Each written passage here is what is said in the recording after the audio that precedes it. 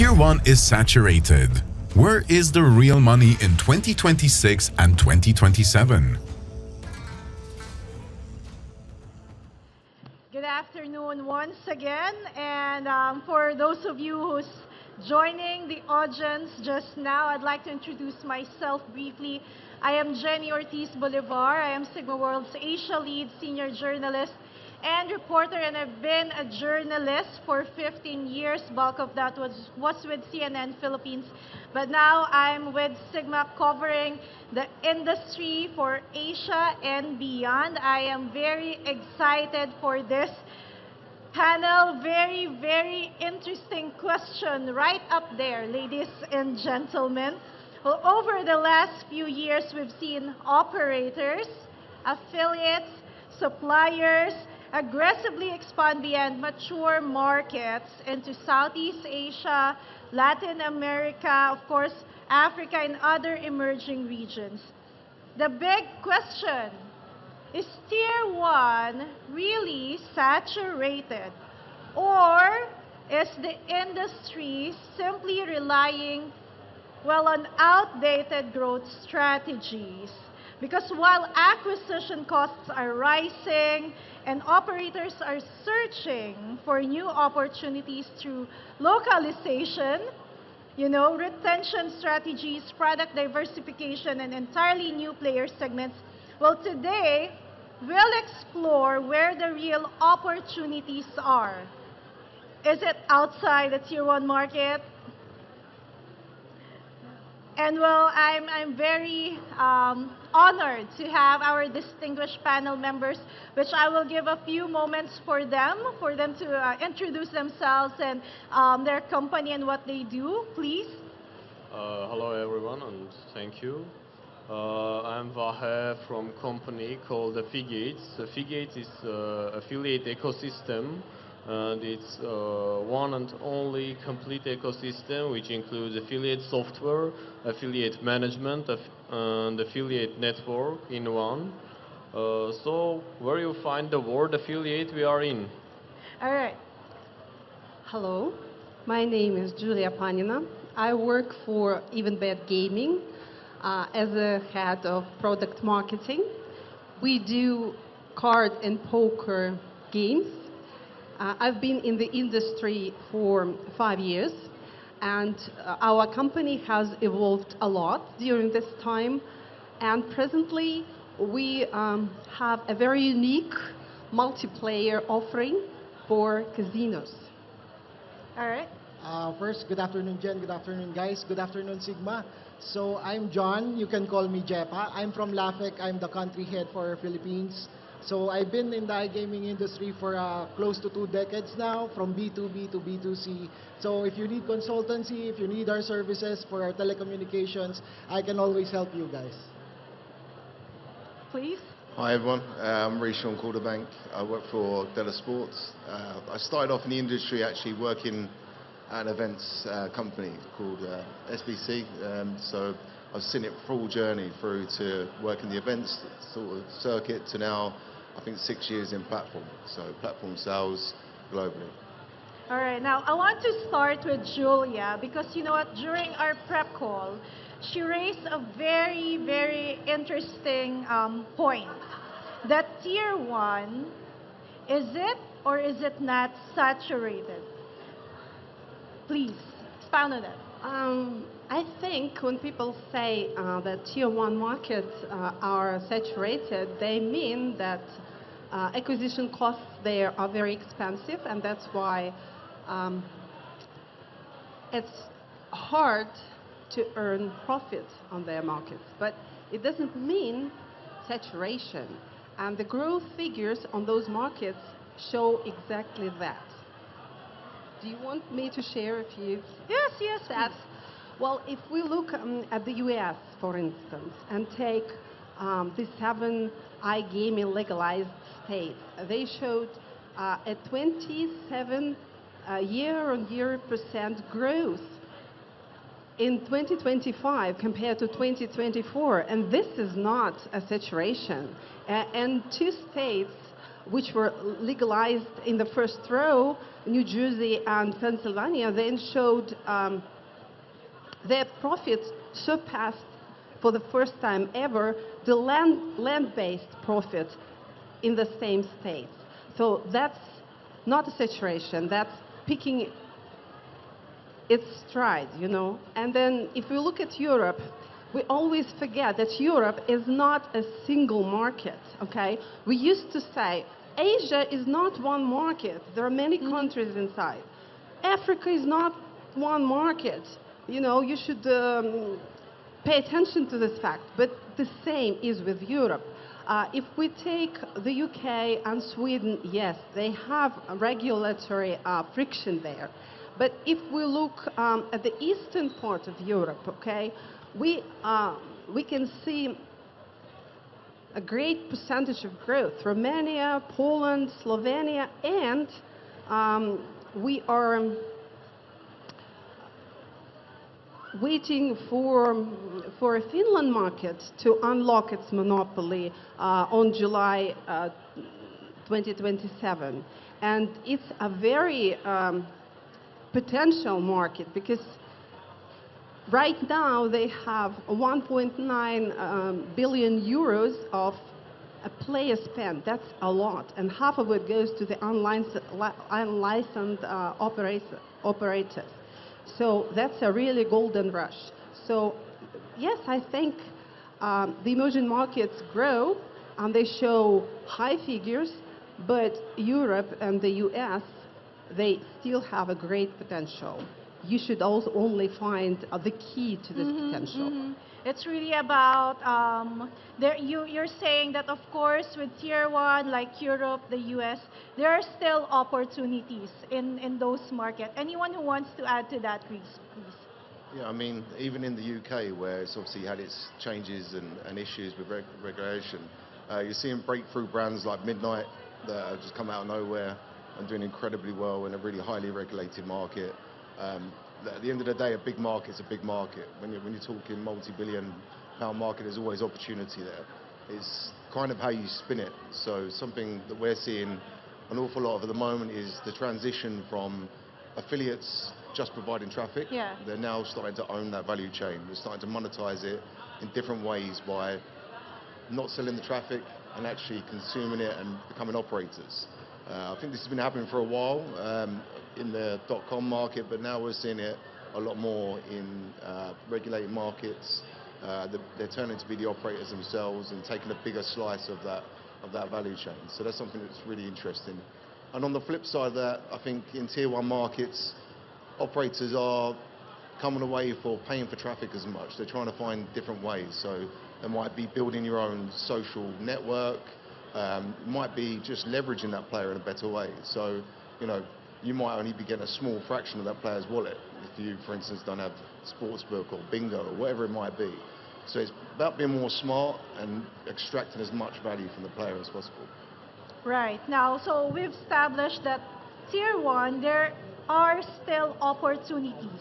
But of course, there are opportunities as well at Tier 2 markets, or the emerging markets, as we call them. Now, Wahe, I want to get your insights, you know, from an affiliate and performance perspective.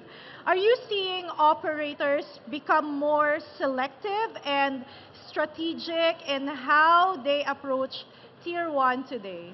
That was I want to mention. It's not about saturation, but it's about that Tier 1 now is more selective and matured. So, and Julia said about the cost increasement, and in 26 and in 27, we are expecting the rise of the cost for the player in Germany, Australia, in Canada as well. So it's more selective and the quality bar went up. So for now, the old approach will never work from now. And if you want to succeed in this market, you need the professionals, you need your approach, which will not be the same for the same market, even in the same market for other operators. So you need your approach, your professional strategy, and retention plus acquisition connection together. Right. There needs to be a shift, right? Or like really really knowing how to get into that market. Yeah, like in the Tier 1 market, you need to be more attractive in details. Of course, in other markets, it works as well, but in that market, like it's the must-have thing. Right. Right. In other markets, right now, it's like the thing which is key success point for you. But in Tier 1 market, it's matured now. It's much harder than like 5 years ago. All right. Now, I want to go to Jepa. You are based here in the Philippines. You're very familiar with the Southeast Asia market. And while this region continues to attract attention, do you think some companies are too quick to abandon Tier 1 opportunity? My answer is a big no, because a lot of operators, and also Julia said, Tier 1 is still a highly valuable market. But operators know that there are big challenges in it. Higher acquisition costs, stricter regulations, and also there would be an aggressive or intense competition. So I think the operators is just diversifying Okay. in this emerging market, Southeast Asia, because they know that they have a fast-growing or rapidly growing mobile-first population. Digital payments are improving. There's still efficiency and still there's low cost in acquisition. So they are using these emerging markets as complementary growth engines for their in building their global plans or strategies. All right. Now, I want to go back to Julia. You know, you've brought up the idea of, geographic expansion can sometimes become a trap, rather than a solution. Can you explain what you mean by segment expansion and why operators should rethink where growth really comes from? Let's see, what is the most instinctive answer of an operator when he wants to get more profit? Where should we go? Let's go to Africa, let's go to Brazil. Brazil was very popular. And then here, sitting in the Philippines, we all know that if some European products will come to the Philippines market and will be just translated to the local language, but not culturally integrated, then it will be just an expensive tourism, okay? So you need to be culturally enrooted into the country where you are planning to make an entrance to. But the problem is where to get experts, if you are a European, to enter this market properly. Plus, you will have to build a new payment infrastructure, pay new compliance costs, and provide new regulatory requirements, right? So this is very complicated. What if, instead of asking where should we go, ask another question? Do we have such a segment of players who we haven't reached yet? Okay, so maybe we should think on something else. Right, right. No, I like that you mentioned about, localization is not about translating a game into another language. It's more than that. And I think I'm seeing Jepa like nodding. So from your experience here in Southeast Asia, what operational realities do companies underestimate when entering maybe this particular market? So as you have said, localization. So a lot of operators, they think a simple translation would make their market, their business grow. So translating their landing page, translating their operations, translating their marketing, but it's not the way to do it. because the challenge here really starts when the customer clicks. Onboarding, digital payments, communication, delivery, or system. Because a simple OTP that is being delayed can make your customers go to another website. Yeah. If you have an unsupported payment method, they will leave your website. They will not play with it. So you have to make sure, to all the operators listening, you should invest on localization, establish infrastructure, and make sure that you have a long-term user trust and not just focus on acquisition. All right, that's very clear in there, no? Localization it's more than, it's beyond translation. Now, I want to go to Reese. How important is product diversification? Now, you know, in creating retention, very important, and reaching new audiences. Yeah, going back to what I said earlier in terms of extracting the value from the player, so it's a lot cheaper to do that than it is to acquire a player, especially these days. You know, so to get the most out of it, taking sports for an example, if you're a casino only, there's going to be at least, we say at least conservative, is at least 20% of that player base is going to be playing sports. So if they're not playing sports with you, that means they're logging out of your brand, your site, logging into someone that does have it, and then betting there. And then what do you think they're going to do if they do win the sports bet? They're not then going to withdraw that, take it back to your brand and play in casino. It doesn't work like that. It's convenient. So managing the cross-sell is massively important. And, you know, like I said, just extracting the value. So it might be with, again, with sports, because it's what I know best. But it's not just about seeing it as a revenue stream anymore. It's more of a retention tool. So it's habitual users. So people, in terms of the sportsbook, will log in daily. We've got the World Cup coming up soon. There's a reason why they're going to log in. They're going to see what the fixtures are. A lot of people are using that as their, you know, to see who's playing next. So they're logging in. So it's a daily habit versus casino. So it's incredibly important.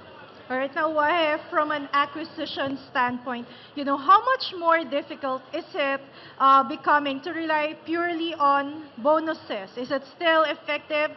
And of course, is CPA-driven growth still effective?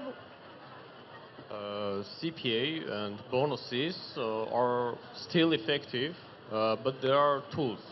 It's not the strategy. Especially the CPA one is my favorite. I know many operators think it's risky, but math is simple. Like with high quality players, with a CPA you will pay, for example, 10,000. Okay. With the same segment of the players, with a rev share, you will pay 5 times more. Okay. Like it's the simple, but the main idea that it's tools and you need a strategical approach. In acquisition part, you need to start with the low volumes to test your operation, so you will find any places where you need adjustment. You need to have professionals in team with experience, and of course we talk about the localization, so you need to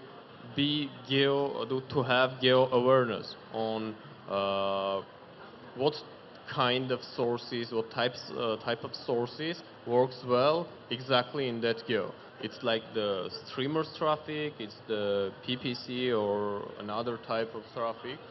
So that's main 3 points you need to take into account in a process of acquisition. But it's deeply connected with retention. I think we can talk about the retention after. No, you've mentioned retention, and I'm going to that part of our discussion, retention. Julia, another key point you raised when we spoke before is that traditional casino experiences are often solitary and heavily dependent on promotions. Why do you believe multiplayer and social gaming experiences could become a major retention driver in 2026 and beyond? What happens in casino? A player comes, spins, and leaves, and then you need more bonuses to get him back. Not all of them, but there are such players. What if you find a mechanism that will give a player a social reason to come back? Now casinos are RNG-based, slots oriented, okay, and they provide solitary experience. What if we add rivalry there, competition, social interaction? And this can be done with multiplayer games. I know that multiplayer has issues, okay, and some of them are anti-fraud, liquidity, and onboarding, because multiplayer games for a long time have been set up in a separate space with a separate door, and you needed separate onboarding for them. But what if these issues have been solved? What if there are multiplayer games that can be embedded right into the casino floor, okay, and be among slots like any other casino game? Then it adds value, social value to casino experience.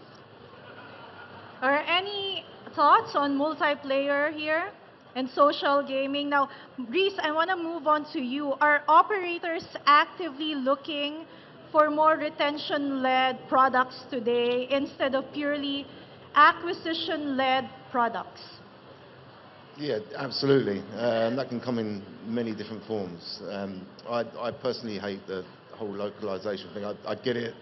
To go into a market, you've got to have the right payments, you have the games and everything else. But we can build you a platform that's got all the localized content you want. But if you haven't got a good affiliate strategy or a way to acquire players and retain them, it's no good to anyone. So we can talk about retention all day long and all the rest of it. But if you haven't got a strategy in that market, and it can be through different, we're seeing now a rise in people creating their own content casino games. So this is a thing now. So a lot of the crypto casinos are creating their own unique games.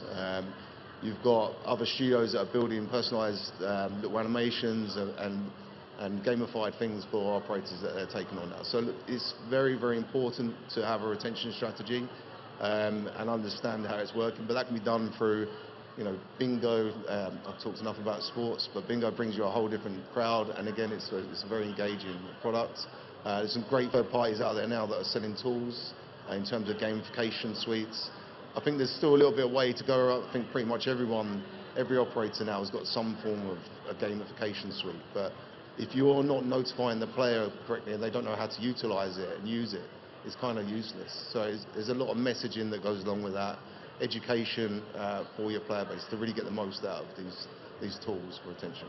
Well, thank you for sharing a lot of strategies there. But another strategy, of course, is affiliate strategies. And I'm sure you know that I'm going to ask the question to you. How are affiliate strategies evolving as operators place greater emphasis on retention quality rather than just traffic volume? What I can say that retention and acquisition should be connected every time. Every time. The synergy will give you the maximum results. So that's where most of operators are failing, between that gap with acquisition and retention, because affiliate management team and CRM management team should be connected like every day. They need to give reports, give some insights from where traffic comes, because CRM strategy needs to be based on the acquisition strategy. And because of issues, because there are many operators give their operation of acquisition or retention to not professional, just to they're signing contracts and hoping that everything will be good. They're failing. So in case you have your retention strategy based on, I will repeat it 3 times or 4 times, it's okay, because based on the experience, it's where everyone needs to have their focus. So it's basically simple if you're doing it together. All right, now I want to go to JEPA because, of course, we're here in the Philippines. I need your thoughts on Southeast Asia. What types of player experiences resonate most strongly with local audiences? Actually, in Southeast Asia or in the Philippines, they respond well to experiences that is fast, mobile first, community driven, and localized, of course, as I have said ago. Because mobile usage has been a part of our lives now. So if you would be using a platform, you expect it to be extremely smooth, extremely convenient. Okay, so in order for you to get that is you have to have an established infrastructure that is highly localized. So you have to get credible local partners because they would be able to teach you how to understand your market faster, the operational nuances, and everything that you have to fix in your platform. That's it. Right. It's really knowing your customer, your players, right? Now, I'm down to my last few minutes, and I have one question for the four of you, and I want to give you, a good minute to answer it. If a company wants to win in 2026, 2027, what is the one thing they absolutely must get right and why? I'll go with you, Reese, first. It's, like I said many times, and it's something I truly believe in, it's extracting the most from the players they have. It's as simple as that. Really working with them on all different verticals and extracting as much from that player as you possibly can to keep them engaged. Japa? For me, it's how you do it. So with the things I said a while ago, establish infrastructure, what you have to have is proper execution of all those things. If you have proper executions, you will win in Southeast Asia or even in the Tier 1 market. Okay. Julia? Use multiplayer as a retention tool. Build it into the casino floor, prove it works, and then take it to any other market you're planning to go to. Why? I will say there is no right question because every time it's different. So what you need to do 100% to make your teams work together, just like that. So, and hire professionals or do that outsource. All right. Now, I want to, wrap this conversation up. This discussion showed that the future of growth is, far more than, the simply moving into new geographies. I think that's something that we've established earlier.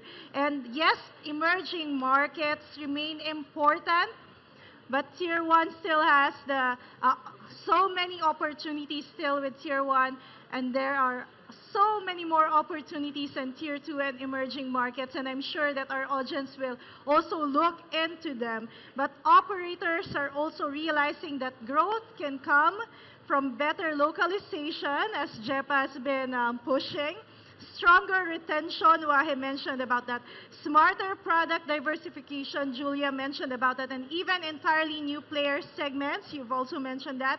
And it's really all the verticals coming together. So Reese, Jepa, Julia, Wahe, thank you so much. And to all of you, thank you for being here. Please give them a round of applause. Absolutely, and also thank you to Jenny. Jenny's been with us, obviously, looking after a number of panels on this stage. We're so glad to have Jenny. So thank you very much to our panelists, also to Jenny, and to you guys.